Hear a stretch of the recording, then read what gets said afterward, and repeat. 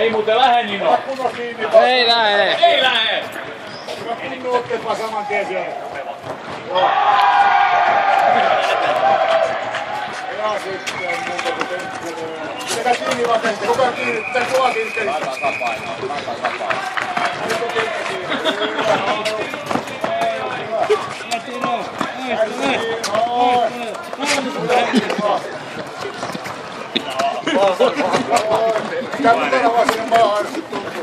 Molemmat jalat, Tomi!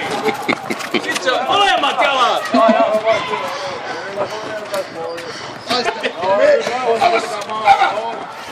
Painoa olkapäin päälle. Hyvä, olkapäin päälle painoa. Yrittäkää tilanne. Ota kädet pois alta, ettei sä voimaa paljon. Kaivaa kädet pois alta. Siellä toinen käsi hyvässä hallinnassa, nyt pidä kiinni vaan siitä. Toinen käsi pois ja alta vielä saada. Keskittykää siihen.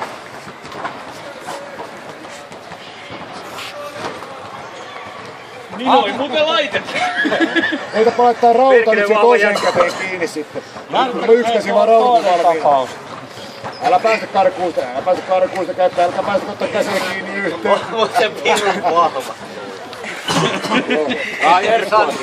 No, vääntäkää. No just. No, asenteella vaan. Tällainen narikka tytökaappi. Joo. 100 kilosta narikka. Joo. Peukkujuttu. Tuossa vaiheessa kääntää jotenkin rannettavaa jotain. No niin, yksi käsi on selän takana. Hyvä.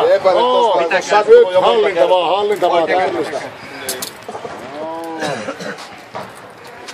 Kattokaa, että menee oikein raudat, saatte sitten toisen raudan kanssa kiinni. Sitten vaan. Anna peri! Muistakaa takalukitus sitten sen jälkeen, eikä liian kireelle saa laittaa.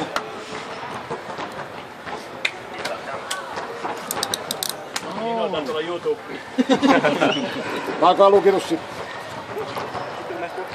Jakke on tottunut jo kerikoniin. Eikö se ole toisen puolella? Ei.